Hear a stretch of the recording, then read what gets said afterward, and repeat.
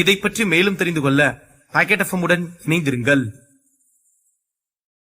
Episode 171. லோகேஷிற்கு அருகில் வந்த பெரியவர், லோகேஷ், அந்த ஆதன் நம்ம வச்ச போட்டியில ஜெயிச்சிருக்கலாம். ஆனா அதுக்காக நம்ம அந்த டிராகன் எலும்பெல்லாம் அவனுக்கு கொடுக்க முடியாது லோகேஷ். ஏன்னா அந்த டிராகன் எலும்பு எண்ணிக்கை நாட்டுல குறைவாதான் இருக்கு. அதுவும் இல்லாம இது அவ்வளவு சாதாரணமா யாருக்கும் கிடைச்சிடாது லோகேஷ். நம்ம ஆளுங்க பல பேர் உயிர் தியாகம் பண்ணி இந்த பரிசை கொண்டு வந்து வச்சிருக்காங்க. அத ஒரு எக்ஸ்போர்ட் லெவல் சக்தியில இருக்கவனுக்கு கொடுத்தா கூட நமக்கு கொஞ்சம் கௌரவமா இருக்கும். ஆனா இந்த மாதிரி வாரியர் லெவல் சக்தியில இருக்கவனுக்கு கொடுத்தா அது அவ்வளவு நல்லா இருக்காது லோகேஷ். இத பத்தி நல்லா யோசிச்சு முடிவிடு என்று கூறினார். அதை கேட்டு லோகேஷ் சிறிது நேரம் யோசித்துக் கொண்டிருந்தான். அதை பார்த்த ஆதன், என்னப்பா பெரியவர் என்ன சொல்றாரு? இவனுக்கெல்லாம் இந்த பரிசை கொடுக்காத, நம்ம வேற ஒரு போட்டி வச்சு அதுல ஜெயிக்கிற ஒரு எக்ஸ்போர்ட் லெவல் ஆளுக்கு கொடுத்துக்கலான்னு சொல்றாரா என்ன என்று சத்தமிட்டு கேட்டான். அதை கேட்டு அங்கிருந்த மக்கள் ஆதனின் பேச்சை கேட்டுவிட்டு அப்படியே திரும்பி லோகேஷின் பதிலுக்கு காத்திருந்தார்கள். அப்போது ஆதன் மீண்டும் லோகேஷை பார்த்து, நீங்க முதல்ல இருந்து சட்டம் திட்டம்னு பேசினாலுங்க, அதனால நீங்க பேக் அடிக்க மாட்டீங்கன்னு நினைக்கிறேன். நல்லா யோசிச்சு நல்ல முடிவா டக்குன்னு சொல்லுங்க. உங்க எல்லாருக்கும் வேணும்னா வேற வேலை இல்லாம இருக்கலாம், ஆனா எனக்கு 1000 வேலை இருக்கு என்று கூறினான். அதை கேட்டு லோகேஷிற்கு கோபம் வந்து விட்டது. உன் இஷ்டத்துக்கெல்லாம் பரிசு கொடுக்க முடியாது ஆதன்.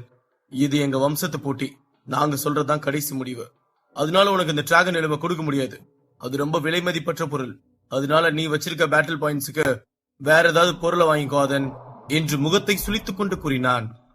அதை கேட்டு சோமனுக்கும் சபரிக்கும் பேருதிர்ச்சியாக இருந்தது. டேய், என்னடா இந்த லோகேஷ் இப்படி பேச்சு மாத்தி பேசுறான்? நம்மால உயிரை பணையம் வச்சு சண்டை போட்டு ஜெயிச்சு இந்த பேட்டில் பாயிண்ட்ஸுக்கு வந்திருக்கான். எல்லாத்தையும் பார்த்துட்டு இருந்துட்டு இப்ப திடீர்னு வந்து இப்படி சொன்னா என்னடா பண்றது என்று சோமன் பதட்டத்தோடு கூறினான். ஆமா சோமனு, எப்பவும் லோகேஷ் இப்படி பேச மாட்டாரு. ஆனா இன்னைக்கு ஏன் இப்படி பேசுறாருன்னே தெரியலையே. ஏன்னா இத்தனை வருஷமா இந்த போட்டி நடந்துகிட்டு தான் இருக்கு. அதுவும் இல்லாம இதை விட விலை உயர்ந்த பரிசெல்லாம் கொடுத்து இருக்காரு. அப்படி இருக்கும்போது இன்னைக்கு மட்டும் ஏன் இப்படி பண்றாரு என்று குழப்பத்துடன் கூறினான் சபரி. லோகேஷ் இப்படி நடந்துக்கிறதுக்கு ஒரே ஒரு காரணம் தான், அங்க நிக்கிறது ஆதன், அதுதான் என்று கூறினான் சோமன். ஆமா மச்சான், அதனாலதான் லோகேஷ் இப்படி எல்லாம் பேசுறாருன்னு நினைக்கிறேன்டா என்று கூறினான் சபரி. அது என்ன சொல்றாரு பண்றாருன்னு அவனுக்கு மரியாதை வேற, ஏமாத்திட்டு இருக்கான். அவனுக்கு வாராரு போறாருன்னு சொல்லிட்டு இருக்க என்று கேட்டான் சோமன். சரி சரி சொல்லல விடு, நீ ஏன் டென்ஷன் ஆகிற என்று கூறினான் சபரி. லோகேஷின் பேச்சை கேட்டு ஆதன் வரட்டு சிரிப்பு சிரித்து விட்டு, ஓஹோ, அப்ப நீ டிராகன் எலும்பு கொடுக்க மாட்ட இல்லையா என்று கோபத்துடன் கேட்டுவிட்டு அங்கிருக்கும் மக்களை சுற்றியும் பார்த்துவிட்டு, நான் வாங்கிட்டு தான் போவேன்னு சொன்னா நீ என்ன பண்ணுவ லோகேஷ் என்று கோபமாக கேட்டான். அதை கேட்ட லோகேஷ், ஆதன், சண்டை போட்டி முடிஞ்சது. இதுக்கப்புறம் நீ என்கிட்ட சரியா மரியாதை கொடுத்து பேசலனா வேற மாதிரி ஆயிரும் பாத்துக்கோ என்று கோபமாக எச்சரித்தான். அப்போது அதை கேட்ட ஆதன், இருடா மாப்ள, இப்ப கொஞ்ச நேரத்துல ஓமாயிலேயே அந்த டிராகன் எலும்பு எனக்கு தான் சொல்ல வைக்கிறேன் என்று நினைத்து விட்டு ஆதன் வேகமாக திரும்பி அங்கிருந்த பலாயிரக்கணக்கான மக்களை பார்த்து, இங்க இருக்க மக்கள் எல்லாரும் லோகேஷ் ஐயா என்ன சொல்றாருன்னு கேட்டீங்களா? அவர் தான் இன்னைக்கு போட்டியில 3 லட்சம் பேட்டில் பாயிண்ட்ஸ் எடுக்கிறவனுக்கு இந்த டிராகன் எலும்பு பரிசுன்னு அறிவிச்சாரு. அதுக்கு நீங்களாம் தான் சாட்சி. அப்படி நீங்க இத்தனை பேர் இருக்கும்போது உங்க கண்ணு முன்னாடிதான் நான் 3 லட்சம் பேட்டில் பாயிண்ட்ஸ் எடுத்தேன். இப்ப நான் அந்த டிராகன் எலும்பை கேட்டா இவர் கொடுக்க முடியாதுன்னு உங்க முன்னாடியே சொல்றாரு. இதுதான் பீமன் வம்ச சட்ட திட்டமா? அப்ப இத்தனை நாள் சட்ட திட்டம்னு சொல்லி உங்ககிட்ட எல்லாம் நல்லவன் மாதிரி ஏமாத்திட்டு இருந்திருக்காருன்னு உங்களுக்கு தோணுதா இல்லையா? அந்த பரிசு பொருள் தெரிஞ்சுக்கிட்டு வந்த என்ன மாதிரி மாவீரர்கள் எல்லாரும் பைத்தியக்காரன்னு லோகேஷ் ஐயா நினைச்சிட்டு இருக்காரு போல. இதுக்கு நீங்க தான் கேள்வி கேட்டு பதில் வாங்கி கொடுக்கணும் என்று கூறினான். அப்போது லோகேஷ் திரும்பி அங்கு பேசிக் கொண்டிருந்த மக்களை பார்த்தான். அங்கு ஒரு பெரிய வம்சத்தை சேர்ந்த எக்ஸ்போர்ட் ஒருவன், ஆதன் சொல்றது சரிதானே, அவன் உயிரை பணையம் வச்சு இவர் கொடுத்த சவாலையும் ஜெயிச்சிருக்கான். அதுவும் இல்லாம ஆதன் அவன் சொன்ன சவாலையும் ஜெயிச்சிருக்கான். அப்ப அவனுக்கு அந்த டிராகன் எலும்பு கொடுக்கறது தானப்பா சரியான பரிசா இருக்கும். இதை மட்டும் பீமன் வம்சம் ஆதனுக்கு கொடுக்கலனா பீமன் வம்சத்து மேல இருக்க நம்பிக்கையே உடைஞ்சு போயிரும்ல. என்னப்பா, நான் சொல்றது சரிதானே என்று கத்தினான். அதை கேட்டு அங்கிருந்த மக்கள் அனைவரும் ஆமென்று தலையசைத்தார்கள். அதை பார்த்த லோகேஷின் கன்னத்தில் அறை விழுந்தது போல உணர்ந்தான். அதை பார்த்த சோமன், அடேங்கப்பா, நம்மளோட கடும் கோபக்காரங்க எல்லாம் நமக்கு பின்னாடி உட்கார்ந்து இருக்காங்க போல. சரி, அப்ப நம்ம ஜோக் மட்டும் பண்ணா போதும், இந்த ஆவேசமான பேச்செல்லாம் மத்தவங்க பாத்துக்குவாங்க என்று நினைத்தான். அந்த அரங்கத்திற்கு பல பெரிய பெரிய வம்சத்தை சேர்ந்த மாவீரர்களும் வந்திருந்தார்கள். அத்துடன் பல எக்ஸ்பர்ட்களும் வந்திருந்தார்கள். அவர்கள் எல்லாம் லோகேஷின் சின்ன சின்ன நகர்வுகளையும் பேச்சுகளையும் கவனித்துக் கொண்டிருந்தார்கள். இன்று லோகேஷ் மாற்றி பேசினான் என்றால் அது அவன் மீது இருக்கும் நம்பிக்கையை உடைப்பதோடு அவனது வம்சத்து பெருமையையும் சுக்குநூறாய் உடைத்தெறியும் என்பதில் எந்த ஒரு ஐயமும் இல்லை. அங்கிருந்த அனைத்து எக்ஸ்பர்ட்களும் ஆதனுக்கு ஆதரவாக பேச ஆரம்பித்தார்கள். அதை பார்த்த அங்கிருந்த பீமன் வம்சத்து வீரர்கள் எக்ஸ்பர்ட்கள் அனைவரும் தலைகுனிந்து நின்று கொண்டிருந்தார்கள். அது அவர்களுக்கு மிகவும் அவமானத்தை தந்தது. ஏனென்றால் லோகேஷ் ஒரு போட்டியில் கூட வெற்றி பெற்ற வீரனை பார்த்து இப்படி கடுமையான வார்த்தையில் பேசியதே இல்லை. அதுதான் அங்கிருந்த பீமன் வம்சத்து வீரர்களுக்கும் ஆச்சரியமாக இருந்தது. அங்கிருக்கும் மக்கள் பேசிக் கொண்டிருப்பதையும் எக்ஸ்பர்ட்ஸ் மற்றும் பல மாவீரர்கள் பேசிக் கொண்டிருப்பதையும் பார்த்து கொண்டிருந்த லோகேஷ் அவனுக்கு அருகில் இருந்த அந்த பெரியவரை அழைத்து, ஐயா, நம்ம வார்த்தையில உண்மையா இருக்கணும் ஐயா.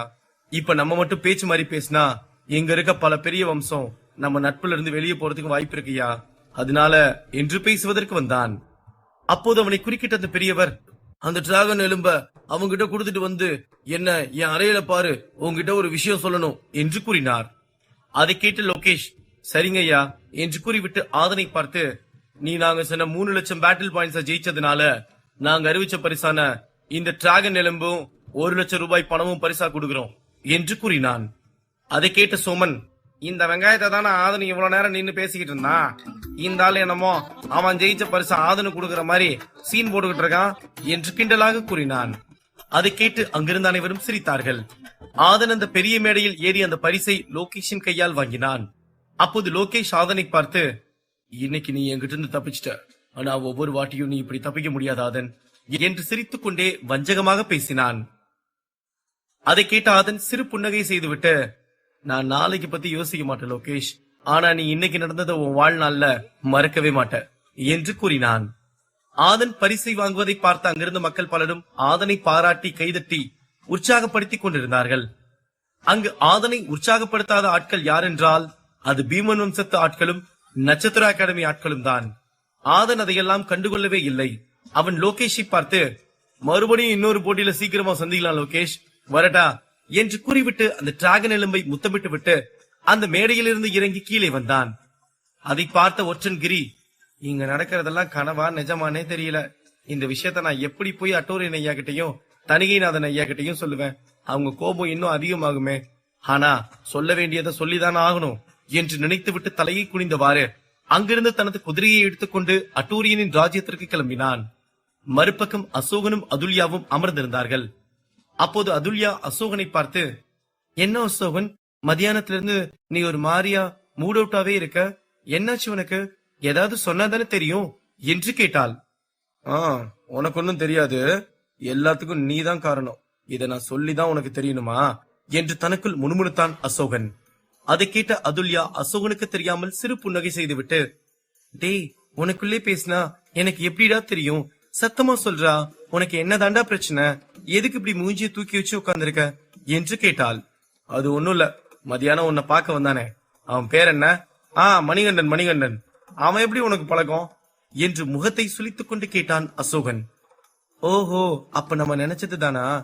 இதை கேட்க உனக்கு இவ்வளவு நேரமா? இரு, உன்னை இன்னும் வெறுப்பேத்துறேன் என்று நினைத்தாள் அதுல்யா. அவனா? அவன் என் க்ளோஸ் ஃப்ரெண்ட்ரா. அவனும் நானும் சின்ன வயசுல இருந்தே பக்கத்து வீட்டுல இருந்தோம். அவனும் நானும் எங்க தெருவுல விளையாடாத இடமே இல்ல தெரியுமா. அவன் என் மேல ரொம்ப அன்பா இருப்பான். அதுவும் இல்லாம அவனை பார்த்தா எனக்கும், என்ன பார்த்தா அவனுக்கும் ஒரு புத்துணர்ச்சியா இருக்கும். அது என்ன அவனுக்கும் தெரியல, எனக்கும் தெரியலடா.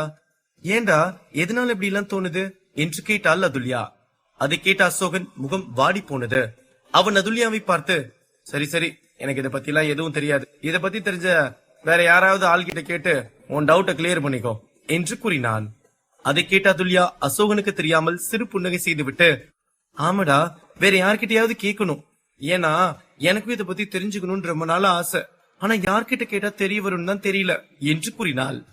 கேளு கேளு, உன்னை யாரு வேண்டான்னு சொன்னா என்று அசோகன் கூறிவிட்டு தனது பிளேட் சக்தியை எடுத்து அங்கிருந்த மனிதர் உருவத்தில் இருந்த பொம்மை மீது எறிந்தான். அந்த பிளேட்கள் வேகமாக சென்று அங்கிருந்த 3 பொம்மைகளின் தலையில் அடித்து கண்ணிமைக்கும் நேரத்தில் உடைத்தது. அதை பார்த்த அதுல்யா, சூப்பர் ஷாட்ரா, கைய கொடு என்று கூறினாள். சின்ன வயசுல ரோட்ல விளையாண்டுட்டு இருந்தவனுக்கு எல்லாம் கட்டி பிடிச்சு அனுப்பி வைப்ப, நான் அவன் கூடயே இருக்கேன், என்கிட்ட கைய கொடுன்னு வருவ என்று தனக்குள் முணுமுணுத்தான் அசோகன். அதை கேட்ட அதுல்யா, சரி கைய கொடுக்கலன்னா பரவாயில்ல, இங்க வா, உன்கிட்ட ஒன்னு சொல்லணும் என்று கூறினாள். நீ அங்கிருந்து பேசு, எனக்கு காது நல்லா தான் கேக்கும் என்று கூறிவிட்டு முகத்தை திருப்பிக் கொண்டு நின்றான் அசோகன். அதை கேட்ட அதுல்யா சிறு புன்னகை செய்துவிட்டு அவள் அசோகனுக்கு அருகில் சென்று அவனை பின்புறம் இருந்து கட்டியணைத்துக் கொண்டு, சரி சரி கோவப்படாதடா, அவன் எனக்கு வெறும் ஃப்ரெண்டு தான், ஆனா நீ எனக்கு அதுக்கும் மேலடா என்று கூறினாள். அதை கேட்டதும் அசோகன் வேகமாக திரும்பி அதுல்யாவை பார்த்து, வேறனா என்னன்னு சொல்லு, அதுதான் பாதி வார்த்தை வந்துருச்சுல, முழுசா சொல்லு என்று கேட்டான். அது அது போடா என்று கூறிவிட்டு அங்கிருந்து ஓடினாள் அதுல்யா. அதை கேட்ட அசோகன், முழுசா சொல்லிட்டு போ, எதுக்கு இப்படி என்ன குழப்பி விட்டுட்டு போற என்று கத்திக்கொண்டே ஓடினான். நான் உன்னை குழப்பெல்லாம் இல்ல, நீ நினைக்கிறதா நானும் நினைக்கிறேன் என்று சந்தோஷமாக கூறினாள் அதுல்யா.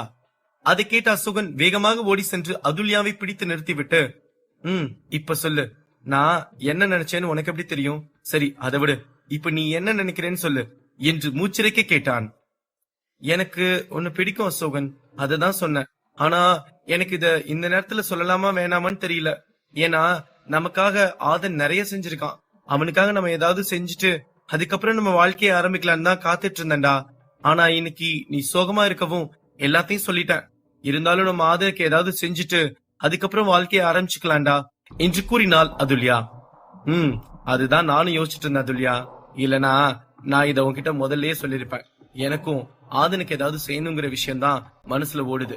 சரி, நம்ம இந்த விஷயத்த தள்ளி வச்சுட்டு நம்ம சக்தியை எப்படி வலிமைப்படுத்தலாம், இன்னும் என்னென்ன சக்தி ஆற்றல் நம்ம கத்துக்க முடியும்லாம் பாக்கலாம் அதுல்யா என்று கூறினான் அசோகன். அதை கேட்டதும் அதுல்யாவும் சரி என்று தலையசைத்தாள். சரி, இருட்டாக போது, நம்ம இங்க இருந்து கிளம்பலாம். அதுக்கு முன்னாடி உன்கிட்ட நான் ஒரு உண்மையை சொல்லணும்டா என்று கூறினாள் அதுல்யா. சொல்லுமா, என்ன விஷயம் என்று கேட்டான் அசோகன். அது உன்கிட்ட நான் சொன்னேன்ல மணிகண்டனை பத்தி, அது எல்லாமே போயிடா. அது உன்னை வெறுப்பேத்துறதுக்காக சொன்னேன்டா என்று சிரித்துக்கொண்டே கூறினாள் அதுல்யா. அடி பாவி, அதை கேட்டு கோபத்துல என்னோட பிளேட் சக்தி எல்லாம் பயன்படுத்தி அந்த பொம்மை தலைய உடைச்சிட்டனே என்று கூறினான் அசோகன். அதை கேட்டு இருவரும் சிரித்தார்கள். அதன் பிறகு அங்கிருந்து இருவரும் பேசிக்கொண்டே அவர்களது ரூமிற்கு சென்றார்கள். மறுபக்கம் ஒற்றன்கிரி மைதானத்தில் நடந்த அனைத்து விஷயங்களையும் அட்டூரியன் மற்றும் தணிகைநாதனிடம் தெளிவாக கூறிவிட்டு அங்கிருந்து சென்று விட்டான். அப்போது தணிகைநாதன் அட்டூரியனை பார்த்து, இந்த ஆதன் சக்தி அதிகமா இருக்குதான் அட்டூரியன், ஆனா அவன் 2வது எக்ஸ்போர்ட் லெவல் சக்தியில இருக்கவனை கொல்ற அளவுக்கு அதிகமா இருக்கா என்ன என்று கேட்டார். அதான் எனக்கும் வியப்பா இருக்கு ஐயா. அந்த ஆதன் எப்படி இவ்வளவு சக்தி வாய்ந்தவனா மாறினா? ஒரு மாசத்துல இவ்வளவு சக்தி ஒருத்தன் கத்துக்க முடியுமா என்ன என்று பல்லை கடித்துக் கொண்டு கேட்டான் அட்டூரியன். சரி சரி, பொறுமையாரு, பாத்துக்கலாம். அவன் அந்த டிராகன் எலும்பை தானே வாங்கிட்டு போயிருக்கான், அவனை பாத்துக்கலாம் என்று கூறினார் தணிகைநாதன். அதை கேட்ட அட்டூரியன், நம்ம ஏதாவது செஞ்சாகணும்யா, அப்பதான் அந்த ஆதனுக்கு நம்ம மேல ஒரு பயம் இருக்கும் என்று கூறினான். நீ மதுரா அகாடமியோட பெரிய போட்டிக்கு தயாராகிற வேலையை பாரு, மத்த விஷயத்த நான் பாத்துக்கிறேன் என்று கூறிவிட்டு தனது தாடியை தடவியவாறே எதையோ ஆழ்ந்து யோசித்துக் கொண்டிருந்தார் தணிகைநாதன். அட்டூரியனும் அங்கிருந்து கோபத்தில் சென்று விட்டான். தணிகைநாதன் ஆதனை என்ன செய்யலாம் என்று எண்ணிக்கொண்டிருந்தார். ஆதனுக்கு காத்திருக்கும் அடுத்த சவால் என்ன? லோகேஷ் மற்றும் தணிகைநாதன் செய்ய போகும் சூழ்ச்சி என்ன? அடுத்தடுத்து கதைக்களத்தில் காத்திருக்கும் சுவாரஸ்யமான சம்பவங்கள் என்ன? இதை பற்றி மேலும் தெரிந்து கொள்ள பாக்கெட் எஃப்எம் உடன் இணைந்திருங்கள். எபிசோட் 172. இந்த ஆதனுக்கு ஒரு சின்ன பயத்தை காட்டியே ஆகணும், இல்லனா சரிப்பட்டு வராது என்று தணிகைநாதன் தனக்குள் நினைத்துவிட்டு வேக வேகமாக அவரது இடத்திலிருந்து எழுந்து வெளியே சென்றார். ஆதன் அந்த டிராகன் எலும்பை வாங்கிக் கொண்டு அந்த பெரிய மேடையில் இருந்து இறங்கினான். அதை பார்த்து அங்கிருந்த அனைத்து மக்களும் அந்த மைதானத்திலிருந்து கிளம்ப ஆரம்பித்தார்கள். அந்த கூட்டத்தில் இருந்த சோமன், சபரி மற்றும் தமிழ்வாணன் வந்து ஆதனை கட்டியணைத்து பாராட்டிக் கொண்டிருந்தார்கள். அதை பார்த்த லோகேஷிற்கு கோபம் வந்தது. அதன் பிறகு அங்கு கூடியிருக்கும் மக்கள் பேசிக் கொண்டிருப்பதை பார்த்தான் லோகேஷ். அங்கிருந்த மக்களும் ஆதன் வெற்றி பெற்றதையும், ஆதன் லோகேஷை எதிர்த்து பேசினாலும் அவனது சவாலில் வென்றுவிட்டான் என்றும் பேசிக் கொண்டிருந்தார்கள். அதை கேட்டு லோகேஷிற்கு கோபம் மேலும் அதிகமானது. அப்போது லோகேஷ் ஆதனை பார்த்து, இன்னைக்கு நீ எனக்கு கொடுத்த அவமானத்தை நான் மறக்கவே மாட்டேன் ஆதன், இதுக்காக உன்னை பழி வாங்கியே தீருவேன் என்று நினைத்துவிட்டு அங்கிருந்து வேக வேகமாக சென்றான். அவனை பின்தொடர்ந்து குயிலியும் முகத்தை கோபத்துடன் வைத்துக் கொண்டு சென்றாள். குயிலிக்கு தெரியும் லோகேஷ் தன் மீது அளவு கிடந்த அன்பு வைத்திருந்ததால் தான் ஆதனை கொல்ல பலமுறை முயற்சி எடுத்தான் என்று. இருப்பினும் ஆதன் அந்த வீரர்களை எல்லாம் வென்றது குயிலிக்கு கோபத்தை உண்டாக்கினாலும் அவளுக்கு அதைவிட ஆச்சரியம்தான் அதிகமாக இருந்தது. இருவரும் அந்த பெரிய மைதானத்திலிருந்து ராஜ்யத்திற்கு சென்றார்கள். அப்போது சோமன் ஆதனை பார்த்து, என்ன மச்சான், லொடுக்கு முஞ்சி லோகேஷ் உன்னை முறைச்சுக்கிட்டே போறான் என்று கேட்டான்.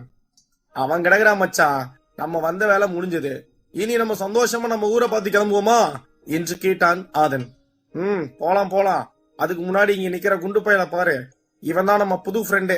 இவன் பின்னாடி நிக்கிற எல்லாம் இந்த குண்டு பயலோட நண்பர்கள் என்று கூறினான் சோமன். ஆதன் திரும்பி சபரியை பார்த்து, உங்களெல்லாம் பார்த்ததுல எனக்கு ரொம்ப சந்தோஷம்பா. நீங்க எல்லாரும் எந்த ஊரு என்று கேட்டான். நாங்க லோகேஷ் ராஜ்யத்தை சேர்ந்த ஆளுங்க தான் ஆதன். ஆனா உங்க சண்டை திறமையை பார்த்து நாங்க உங்க ரசிகனா மாறிட்டோம் என்று சந்தோஷமாக கூறினான் சபரி. அதை கேட்டு ஆதனுக்கு மிகவும் சந்தோஷமாக இருந்தது. சரி சரி, எல்லாம் சாப்பிட்டீங்களா? இல்ல வாங்க நம்ம போய் சாப்பிட்டு வந்துடலாம் என்று கூறினான். அப்போது சோமன் ஆதனை பார்த்து, மச்சான் மச்சான், நாங்கெல்லாம் சண்டைய பார்த்ததை விட சாப்பிட்டுட்டு இருந்த நேரம் தாண்டா அதிகம். அதனால எனக்கு எதுவும் வேண்டாம்டா. எனக்கு நம்ம ஊருக்கு போனா போதும், வேற எதுவும் வேண்டாம் என்று கூறினான். அதை கேட்ட சபரியும் அவனது நண்பர்களும், ஆமா ஆதன், நீங்க ஜெயிக்கிற வரைக்கும் இங்க இருந்து உங்ககிட்ட பேசிட்டு போலான்னு தான் நின்னுட்டு இருந்தோம். இப்ப உங்ககிட்ட பேசினதே எங்களுக்கு ரொம்ப சந்தோஷமா இருக்கு. நாங்க அப்படியே கிளம்புறோம். வேற எங்கேயாவது சண்டை நடந்துச்சுன்னா நான் என் ஃப்ரெண்டு கிட்ட சொல்லி உங்களுக்கு தெரியப்படுத்துறேன். நீங்க கட்டாயமா வரணும் ஆதன் என்று கூறினான். சொல்லி அனுப்புப்பா, நான் கண்டிப்பா வந்துடுறேன். சரி, நாங்க அப்படியே கிளம்புறோம். இருட்டாயிட்டு இருக்கு, நாங்களும் கிளம்புறோம். நீங்களும் பார்த்து வீட்டுக்கு போங்க என்று கூறினான் ஆதன். அதை கேட்டு சபரியும் அவனது நண்பர்களும் ஆதனையும் சோமனையும் பார்த்து, சரி நாங்க போயிட்டு வர்றோம் என்று கூறினார்கள். சோமன் சபரியை கட்டியணைத்து விட்டு, நம்ம வேற ஒரு சண்டை போட்டியில சந்திக்கலாம் சபரே என்று கூறினான். அதை கேட்டு சபரியும் அவனது நண்பர்களும் சரி என்று தலையசைத்து விட்டு ஐவரும் அங்கிருந்து கிளம்பினார்கள். அப்போது ஆதன் தமிழ்வாணனை பார்த்து, ரொம்ப ரொம்ப நன்றி தமிழ். நீ மட்டும் எனக்கு 1000 ரூபாய் கொடுக்கலனா நான் இந்த போட்டியில பங்கெடுத்திருக்கவே முடியாது. இந்த உதவியை நான் என்னைக்குமே மறக்க மாட்டேன் தமிழ் என்று கூறினான். அதை கேட்ட தமிழ்வாணன், சச்சா, நன்றி எல்லாம் எதுக்கு நண்பா, வா வந்து கட்டிப்பிடிடா என்று சந்தோஷமாக கூறினான். ஆதனும் தமிழ்வாணனை கட்டியணைத்துக் கொண்டான். அதை பார்த்த சோமனும் அவர்கள் இருவரையும் கட்டியணைத்துக் கொண்டான். ஆதன் தமிழ்வாணனை பார்த்து, நீயும் நல்லாதான் நண்பா சண்டை போட்டுட்டு இருந்த. ஒரு எக்ஸ்போர்ட் லெவல் சக்தியில இருந்துட்டு 40,000 பாயிண்ட்ஸ் எடுக்கிறது எவ்வளவு கஷ்டம்னு எனக்கு தெரியும் தமிழ் என்று பாராட்டினான். அதை கேட்ட தமிழ்வாணன் சிறு புன்னகை மட்டும் செய்தான். ஏனென்றால் ஆதனின் சண்டைக்கு முன்பு நமது சண்டை ஒரு பொருட்டே இல்லை என்று எண்ணி ஆதனின் சண்டை திறமையை பார்த்து ஈர்க்கப்பட்டான் தமிழ்வாணன். அதன் பிறகு மூவரும் பேசி சிரித்துக் கொண்டு வந்து அந்த லோகேஷ் குடும்பத்தின் வர்த்தக இடத்திற்கு வந்தார்கள். மறுபக்கம் லோகேஷ் அந்த பெரியவரை சென்று பார்த்தான். அந்த பெரியவர் லோகேஷை பார்த்து, இன்னைக்கு நடந்த எந்த ஒரு விஷயத்தையும் என்னால நம்பவே முடியல லோகேஷ். எப்படி இந்த ஆதன் இவ்வளவு சக்தி வாய்ந்தவனா இருக்கான்? அவன் அப்படி என்ன ஆற்றல் சக்தி தான் பயிற்சி எடுத்திருக்கான் என்று கோபத்துடன் கேட்டார். அதை கேட்ட லோகேஷ், அதுதான் ஏன் என்னாலே நம்பவே முடியல. இன்னைக்கு என்ன விட்டுருந்தீங்கன்னா ஒரே அடியில் அவனை கொண்டிருப்பேன். ஆனா நம்ம சட்டத்திட்டங்கள் என் கைய சண்டை போட விடாம கட்டி போட்டுச்சியா என்று கூறினான். உண்மைதான் லோகேஷ். சரி, இப்பதான் அவன் நம்ம போட்டி மைதானத்தை விட்டு போயிட்டான்ல, இப்ப நம்ம என்ன வேணாலும் பண்ணலாம்ல என்று கூறினார் பெரியவர். லோகேஷ் குழப்பத்துடன் அந்த பெரியவரை பார்த்தான். அந்த பெரியவர் மீண்டும் பேச ஆரம்பித்தார். அவன் எப்படியும் இந்நேரம் நம்ம மார்க்கெட்டை தாண்டி இருக்க மாட்டான்னு நினைக்கிறேன். அதனால அவனை கதிகலங்க வைக்கலாமா என்று வஞ்சகமாக சிரித்தபடியே கூறினார். நீங்க சொல்றது எனக்கு புரியலையா, கொஞ்சம் தெளிவா சொல்லுங்க என்று கேட்டான் லோகேஷ். ஆதன் இன்னும் நம்ம மார்க்கெட்டை தாண்டி இருக்க மாட்டான் லோகேஷ். அதாவது அவன் நம்ம மார்க்கெட்டை தாண்டவே மாட்டான். உனக்கு புரியுற மாதிரி சொல்லணும்னா நம்ம டிராகன் எலும்பு நம்ம கிட்டேயே வரப்போகுது என்று கூறினார் பெரியவர். அப்போதுதான் அந்த பெரியவரின் வார்த்தைகளை லோகேஷ் புரிந்து கொண்டான். அவனும் வஞ்சகமாக சிரித்தான். நீங்க சொல்றது எனக்கு புரிஞ்சிருச்சியா, இப்ப நான் என்ன பண்ணணும்னு மட்டும் சொல்லுங்கயா என்று கேட்டான் லோகேஷ். நீ எதுவும் பண்ண வேண்டாம், நான் பண்ண வேண்டியதெல்லாம் பண்ணிட்டேன். நீ வரப்போற டிராகன் எலும்பை மட்டும் வாங்கி பத்திரமா வை, அது போதும் என்று கூறினார் பெரியவர். அதை கேட்டு லோகேஷ் வஞ்சகமாக சிரித்துவிட்டு அந்த பெரியவரை வணங்கிவிட்டு அந்த இடத்திலிருந்து அவனது அறைக்கு சந்தோஷமாக சென்றான். மறுபக்கம் ஆதன், சோமன் மற்றும் தமிழ்வாணன் மூவரும் அங்கிருந்து ஒரு கடையில் நின்று பேசிக் கொண்டிருந்தார்கள். அப்போது அங்கு வானத்தில் 2 வான வேடிக்கை வந்து வெடித்தது.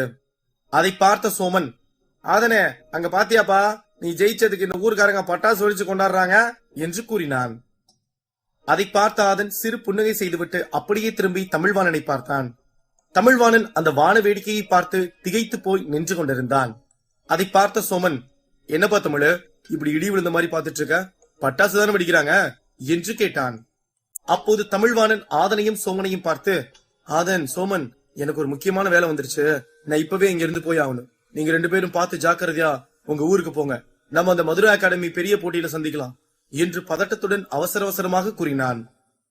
அதை கேட்ட ஆதனும் சோமனும் அவனது அவசரத்தை புரிந்து கொண்டு இருவரும் சரியென்றவாறு தலையசைத்தார்கள்.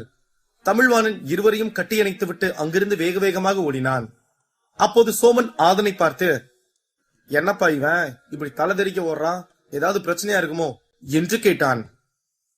தெரியல சோமனே, எனக்கு தெரிஞ்சு அந்த வான வேடிக்கை ஏதோ தகவல் இல்லனா எமர்ஜென்சியா இருக்கும், அதனாலதான் அவன் இப்படி ஓடுறான். சரிவா, நம்ம அப்படியே மெதுவா நம்ம ஊரை பார்த்து போலாம் என்று கூறினான் ஆதன். இருவரும் திரும்பிய அடுத்த நொடி அங்கிருந்த ஒரு எக்ஸ்போர்ட் அந்த வான வேடிக்கையை பார்த்து, என்னப்பா இந்த வான வேடிக்கை ஒரு வித்தியாசமா இருக்கே, இது என்ன சமாச்சாரம் என்று கேட்டான். அப்போது அவனுக்கு பக்கத்தில் இருந்த மற்றொரு எக்ஸ்பர்ட், அதுவா, அது நம்ம அரசபுர அரண்மனை வெடிடா, அங்க ஏதோ பிரச்சனை, அதனாலதான் இந்த வெடி வெடிச்சு அவங்க ஆளுங்கள் எல்லாம் அரண்மனைக்கு வர சொல்றாங்க என்று கூறினான். அது கேட்ட அவனுக்கு அருகில் இருந்த ஒரு நபர், ஆமா ஆமாப்பா, அந்த பெரிய மகாராஜாவுக்கு ஏதோ பிரச்சனைன்னு நினைக்கிறேன், அதனாலதான் அவங்க இந்த வெடி போட்டு ஆளுங்களுக்கு தகவல் சொல்றாங்க என்று மற்றொரு எக்ஸ்பர்ட் கூறினான். அதுவும் இல்லாம அந்த மகாராஜா உடம்பு சரியில்லாம இருக்காங்க, அவரோட இடத்துக்கு அண்ணனும் தம்பியும் சண்டை போட்டுக்கிட்டு இருக்காங்க, அவங்கதான் ரெண்டு பக்கம் ஆளுங்களுக்கும் தெரியட்டும்னு வான வேடிக்கை போட்டிருப்பாங்க என்று மற்றொரு எக்ஸ்பர்ட் நபர் கூறினான். அந்த நபர்கள் அனைவரும் பேசியதை வைத்தே அங்கிருந்த பலரும் அந்த அரசபுர அரண்மனையின் பிரச்சனையை புரிந்து கொண்டார்கள். அவர்கள் பேசிக் கொண்டிருப்பதை பார்த்த சோமன், என்னப்பா இங்க இருக்க ஆளுங்க என்னென்னமோ சொல்றாங்க என்று கேட்டான். என்னென்னமோ சொல்ல சோமன், இந்த அரசபுரத்துல இருக்க பிரச்சனைய சொல்றாங்க, அத பத்தி நமக்கு என்ன கவலைவா, நம்ம நம்மளோட ஊருக்கு கிளம்பலாம் என்று கூறினான் ஆதன். அதுவும் சரிதான்ப்பா, இருந்தாலும் தமிழ்வாணன் வேக வேகமா ஓடினான், அவனுக்கு எதுவும் உதவி தேவைப்படலாம் என்று கூறினான் சோமன். அதை கேட்டதும் ஆதன் ஒரு நிமிடம் யோசித்து பார்த்தான். அதன் பிறகு, இல்ல சோமன், நம்ம நம்மளோட ஊருக்கே போலாம், தமிழ்வாணனுக்கு உதவி தேவையா இருந்தா அவன் கண்டிப்பா நம்மள கூட்டிட்டு போயிருப்பான், இது அவங்க பிரச்சனை, அதனால நம்ம போவேனாண்டா என்று கூறினான். அதை கேட்ட சோமன், அதுவும் சரிதான் ஆதன், வா அந்த கடையில ஏதோ கலர் கலரா இருக்கு, அது என்னன்னு பார்த்துட்டு போலாம் என்று கூறினான். இருவரும் அங்கிருந்த ஒரு கடையில் பொருட்களை பார்த்துக் கொண்டிருந்தார்கள். அப்போது அங்கிருந்த எக்ஸ்பர்ட், இப்படி நமக்குள்ளேயே பேசிட்டு இருந்தா எப்படிப்பா, வாங்க அங்க போய் என்னதான் நடக்குதுன்னு பார்க்கலாம் என்று கூறினான். அப்போது அங்கிருந்த பலரும் அந்த அரசபுர அரண்மனையை நோக்கி நடக்க ஆரம்பித்தார்கள். அந்த அரண்மனையை நோக்கி சென்ற முக்கால்வாசி நபர்கள் எக்ஸ்போர்ட் லெவல் சக்தியில் இருப்பவர்களாகும். அப்போது மீண்டும் 2 வான வேடிக்கை வந்து வெடித்தது. அதை பார்த்த வீரர்களும் மக்களும் வேக வேகமாக அந்த அரண்மனையை நோக்கி சென்றார்கள். அதில் பாதி பேர் சண்டைக்கும், பாதி பேர் அங்கு என்ன நடக்கிறது என்று பார்ப்பதற்கும் சென்றார்கள். ஆதனும் சோமனும் மட்டும் எதையும் கண்டுகொள்ளாமல் அந்த கடையில் இருந்து 2 அடி எடுத்து வைத்தார்கள். அப்போது அந்த பக்கம் இருந்து ஒரு சத்தம் கேட்டது. 2 பேரும் அப்படியே நில்லுங்கடா என்று குரல் வந்தது. அந்த சத்தம் கேட்டதும் ஆதனும் சோமனும் மெதுவாக திரும்பி பார்த்தார்கள். அப்போது அங்கு சில வீரர்கள் ஆயுதங்களோடு நின்று கொண்டிருந்தார்கள். அதில் ஒருவன் முதல் எக்ஸ்போர்ட் லெவல் சக்தியில் இருந்தான். 3 வீரர்கள் 2வது எக்ஸ்போர்ட் லெவல் சக்தியில் இருந்தார்கள். அத்துடன் அவர்களுடன் வாரியர் சக்தியில் இருக்கும் 4 நபர்கள் நின்று கொண்டிருந்தார்கள். அதை பார்த்த ஆதனும் சோமனும் சிறு புன்னகை செய்தார்கள். ஆதன் அங்கு முன்பு நின்று கொண்டிருந்த நபரை பார்த்து, சொல்லுடா, என்ன விஷயம், எதுக்கு எங்களை நிக்க சொன்ன என்று கேட்டான். அதை கேட்ட அந்த வீரர்களின் தலைவன் ஆதனை பார்த்து, எங்களை பார்த்து உனக்கு நாங்க யாருன்னே தெரியலையா, டேய் யாரா நீங்க என்று ஆதன் கேட்க, நாங்க யாருன்னு உனக்கு சொல்ல வேண்டிய அவசியம் எங்களுக்கு இல்ல, ஒழுங்கா உங்ககிட்ட இருக்க டிராகன் எலும்பை எங்க கிட்ட கொடுத்துட்டு இங்க இருந்து தப்பிச்சு ஓடிடு என்று கூறினான். அப்போது சோமன் ஆதனை பார்த்து, என்ன மச்சான், இவனுங்க யாருன்னு தெரியல, இப்படி வந்து அதிகாரமா பேசிட்டு இருக்கானுங்க என்று கேட்டான். அட, வந்ததும் டிராகன் எலும்பை கேக்குறான்னா இவனுங்க பீமன் வம்சத்து ஆளுங்களா தான் இருப்பானுங்கடா, சரி நீ வாரியர் லெவல் ஆளுங்களை சமாளிச்சிடுவியா என்று கேட்டான் ஆதன். அதெல்லாம் நான் பாத்துக்கிறேன், எல்லாம் 6வது லெவல் சக்தியில தான் இருக்கானுங்க, மத்த ஆளுங்களை நீ பாத்துக்கோ என்று கூறினான் சோமன். இருவரும் சிறு புன்னகை செய்துவிட்டு ஆதன் தனது கையில் மின்னல் ஈட்டியை எடுத்தான். சோமன் தனது பிரம்பு குச்சியை எடுத்து நின்றான். ஆதன் அந்த வீரர்களின் தலைவனை பார்த்து, உங்க பீமன் வம்சம் எவ்வளவு கேவலமான ஒண்ணுன்னு தெரியுது, இப்பதான் ஒருத்தருக்கு பரிசு கொடுத்தீங்க, அப்புறம் பின்னாடியே வந்து அந்த பரிசை புடுங்கிட்டு போக உங்க தலைவன் லோகேஷ் சொல்லிருக்கானா, அவன் எவ்வளவு கேவலமான ஆளா இருப்பான் என்று ஏளனமாக கூறினான். தேவையில்லாம எங்க தலைவனை பத்தி எல்லாம் பேசாத, ஒழுங்கா அந்த டிராகன் எலும்பை எங்க கிட்ட கொடுத்துட்டு போறதுதான் உனக்கும் நல்லது, உன் கூட நிக்கிற அந்த நல்லி எலும்புக்கு நல்லது என்று கிண்டலாக கூறினான் வீரர்களின் தலைவன். அவனை சுற்றியிருந்த எக்ஸ்போர்ட் லெவல் வீரர்கள் ஆதனை கொலைவெறியோடு பார்த்துக் கொண்டிருந்தார்கள். ஆதன் அந்த மைதானத்தில் வைத்து பீமன் வம்சத்து ஆட்களை மிகவும் மோசமாக பேசினான். அப்படி இருக்கும்போது அதை கேட்ட லோகேஷும் பீமன் வம்சமும் ஆதனை கொல்ல ஆள் அனுப்பாமல் இருந்தால்தான் ஆச்சரியமே. இப்ப நீதான் என்ன பகைச்சுக்கிட்டு இருக்க, எதுவா இருந்தாலும் பார்த்து பேசு, இல்லனா நீங்க இங்க இருந்து உயிரோட உங்க ராஜ்யத்துக்கு போக மாட்டீங்க பாத்துக்கோங்க. அப்படி உனக்கு இந்த டிராகன் எலும்பு வேணும்னா வா, வந்து சண்டை போட்டு பாரு. நீங்க ஜெயிச்சீங்கன்னா இந்த எலும்பை கொடுத்துறேன், அதுவே நான் ஜெயிச்சேன்னா உங்க உயிர் என்னோடது, டீலா என்று கேட்டான் ஆதன். அதை கேட்டதும் அந்த வீரர்களின் தலைவன் தனது எக்ஸ்போர்ட் லெவல் வீரர்களை பார்த்துவிட்டு திரும்பி ஆதனை ஏளனமாக பார்த்துவிட்டு, உன் சவாலுக்கு நான் ஒத்துக்கிறேன் என்று கூறி முடித்த அடுத்த நிமிடம் ஆதன் தனது பட்டாம்பூச்சி படிக்கட்டுகள் சக்தியை பயன்படுத்தி அங்கு நின்று கொண்டிருந்த முதல் எக்ஸ்போர்ட் லெவல் வீரனுக்கு முன்பு வேகமாக சென்று நின்றான். அந்த வீரன் கண்ணுமைக்கும் நேரத்தில் ஆதன் தனது கையில் இருந்த மின்னல் ஈட்டியை அந்த நபரின் கழுத்தில் ஒரு சொருகு சொருகினான். அந்த வீரன் அங்கேயே முட்டி போட்டு இறந்து மடிந்து விழுந்தான். மறுபக்கம் சோமனும் அவனது பெரும்பு சக்தியை வைத்து அங்கிருந்த ஒரு வாரியர் லெவல் ஆளுடன் சண்டை போட்டான். அந்த நபரும் தனது கோடாலியை வைத்து சோமனை அடிக்க வந்தான். அதை பார்த்த சோமன் அவனது ஆயுதத்தை சாட்டையாக மாற்றி அந்த கோடாலியை பிடுங்கினான்.